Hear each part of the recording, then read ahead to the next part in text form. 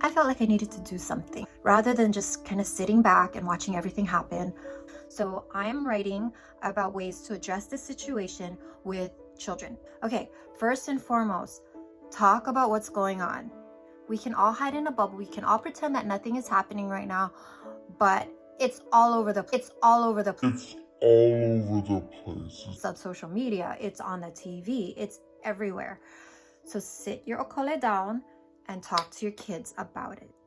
Talk to your family members, process it. That's what happens when we have trauma. We're all being traumatized right now in our own way because of what's going on.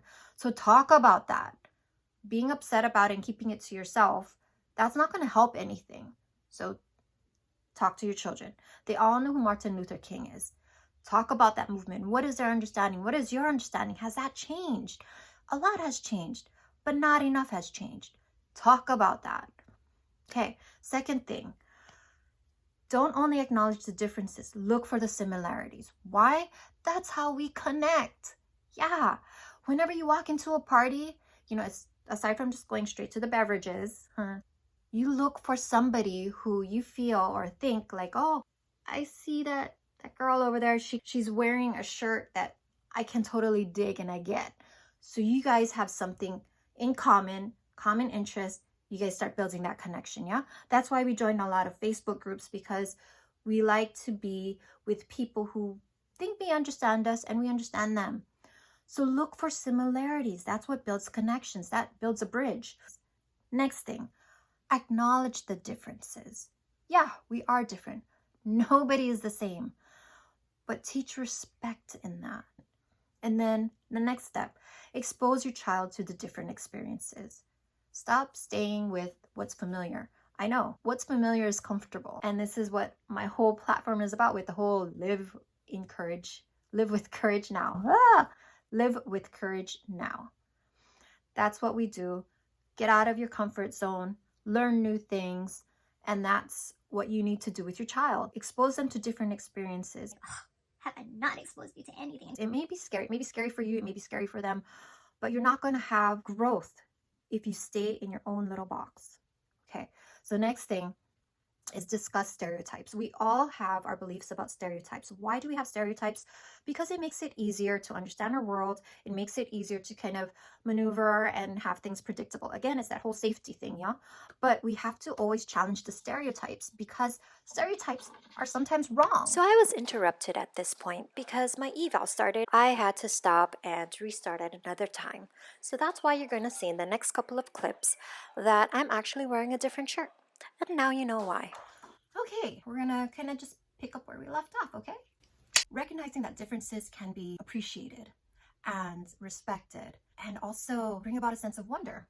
So rather than being afraid, being more of being curious about it. So curiosity can help us be open to new experiences. And rather than going on with our same assumptions and our same belief systems, if we are open to understanding an individual from their perspective, we kind of grow within ourselves. When we were growing up, we were discouraged from staring. It's not polite to stare. However, if you're a child and you stare at things, it's usually because you're kind of wondering about it. You're curious. And so that's why you look at it, because you stare and you look and you're trying to figure it out within yourself. And so I've always encouraged parents to talk about that. If they see their child looking at something, rather than just saying, don't stare, that's not nice, you can just say, oh, so what are you looking at? The next part that you want to talk about with your child is checking yourself. In the work that I do, I constantly have to do this, where I am checking my own biases. I'm checking my own belief systems. I check them with other individuals. And so whenever someone of a different culture comes into my office, or even with the same culture, like I always check in with them, like, this is my understanding of that cultural practice. What is yours? Because it's different. Even within the same culture, there's different experiences. Sometimes it's because you were raised in a different area of the country that you come from. In Hawaii, we are so exposed to that, and it's awesome. I love it. Being born and raised here, we are very much exposed to different traditions, different individuals, different upbringings, different belief systems. And with our immersion in that, it really is a broadening experience. Being raised and born in Hawaii, we can laugh about our differences. We like that, But someone who comes from the continental United States, from the mainland as we call them, they would find offense in that. But sometimes, and I guess maybe this is where we need to go, and I don't think we're there yet, but we do need to get to the place where we can kind of accept each other.